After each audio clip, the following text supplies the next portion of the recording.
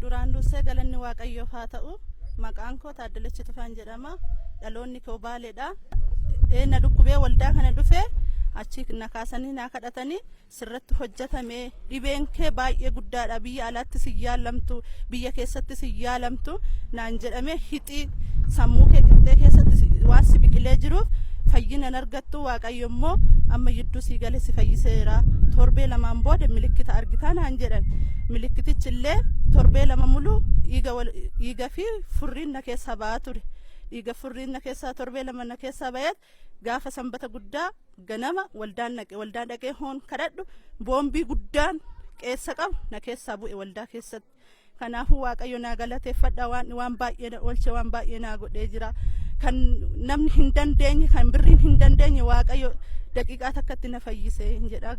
Waaqayyo naa galateeffadha. Namoonni kana argitan sirritti Waaqayyo naa galateeffadha. Waaqayyotti of kennaa. Odoo baasii tokko hin baasin, odoo waa tokko hin jedhin Waaqayyo na fayyisee. Namoota dhibee garaa keessa jirtan odoo baasii tokko hin baasne kinoo sammuun kooti ergasii nagaadha.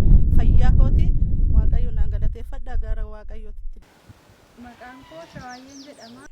Amma kana nani dhugaa ba'u na dhukkubeen ture, baay'een dhukkubsachaa ture ji'a lamaaf. Ji'a lama dhukkubsadhee mana yaalaallee deemeen ture. Mana yaalaatti qorichallee na laatanii turanii qorichi sun na fayyisuu hin dandeenye. Baay'ee hafuura na kutaa hafuuraan baafadhuun ture. Baay'ee na dadhabsiisee ture. Ka'een waldaa karaa jireenya bara baraa jedhu gaaf tokko ka'een dhufe.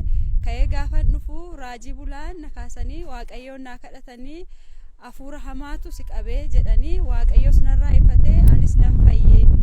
Waaqayyoon baay'een galateeffadha. Baay'een isa galateeffadha. Wanni isiniin jedhu yoo jiraate warri dhukkuba garaa keessa jiraattan, warri biyya adda addaarra jirtan, warri lafa adda addaarra jirtan dhuguma Yesuus fayyisaadha. Dhuguma Waaqayyo fayyisaadha. An qorichi hin dandeenye ammanni yaalaan dandeenye waan ta'eef gara wal jireenya bara baraatti dhuftanii akka kadhachiifattaniin isin ergaa isiniif dabarsa.